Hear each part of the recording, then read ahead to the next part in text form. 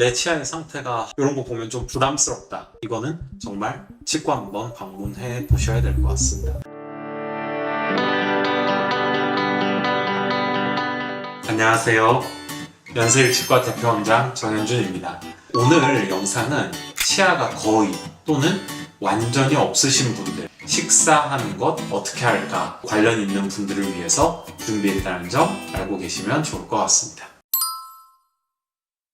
일단 치아가 거의 없다는 건 한두 개의 치아가 있을 때 그 치아가 위에랑 아래가 짝꿍이 돼가지고 씹을 수만 있다면 그 치아들을 통해서 잘 씹으시는 경우가 있습니다. 그렇지만 땅콩이나 이런 좀 단단한 음식 같은 경우에는 씹기가 힘들고요. 시간이 지났을 때 치아가 좀 흔들리게 되거든요. 그 치아의 동요도에 따라서 먹을 수 있고 없고 하는 음식들이 구분이 될 거고요. 또 완전히 치아가 없는 경우에는 얘기가 전혀 다른데 환자분이 틀니가 있으시냐 없으시냐로 이 상황을 구분하게 됩니다. 틀니가 있으시면 그 틀니가 잘 맞으면 좀 다양하게 씹을 수 있을 것이고 틀니가 잘 맞지 않는 경우에는 아무래도 씹을 때마다 틀니가 동요도가 생기고 너무 안 맞게 되면 이제 틀니 쓰는 것보다 그냥 틀니 안 쓰고 잇몸으로 두부 같은 걸 드신다든지 유동식, 죽만 드신다든지 이런 경우도 있습니다. 이 도표를 보면 1번 같은 경우는 가장 연한 음식, 유동식이고 6번 쪽으로 올라가면 올라갈수록 좀 질기거나 단단한 음식이 됩니다. 또 그 번외로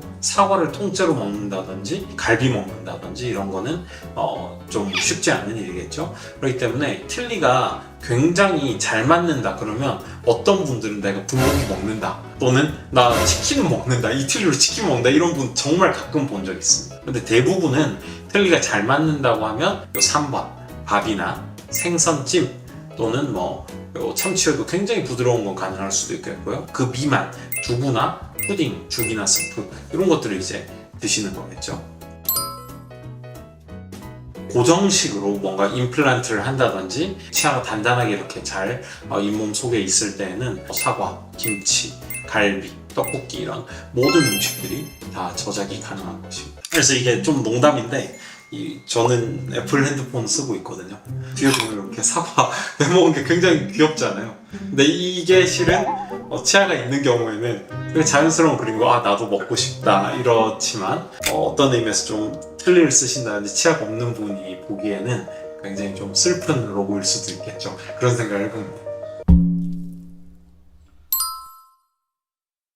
네, 아무래도 저 사과를 통째로 먹는 거 이런 거는 한쪽으로 씹게 되면 편측으로 눌리니까 완전 틀니 같은 경우는 들릴 수 있겠죠. 그러다 보면 이런 사과를 너무 먹고 싶은데 친구들이랑 같이 계시다가 씹었다 하면 틀니가 벗겨질 수 있으니까 이런 부분 좀 당황할 수 있을 것 같고요. 또 생전복 같은 경우에도 저 생전복이 이제 삶은 게 아니니까 아무래도 너무 질기잖아요. 그러다 보니까 틀니가 어긋난다든지 잇몸에서 이탈해버리는 그런 상황들이 발생할 수 있겠습니다. 위턱 6개, 아래턱 4개 정도 식립했을 때는 처음에 사과 정도는 무리가 없다고 생각할 수도 있는데요.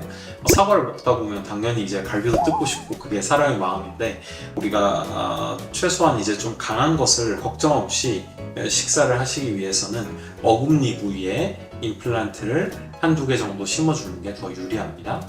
그래서 어금니에 임플란트를 식립을 할 때는 위턱은 한 8개, 아래턱은 6개 정도는 되어야지만 안정적으로 식사를 할 수 있다. 이렇게 볼 수 있겠고요.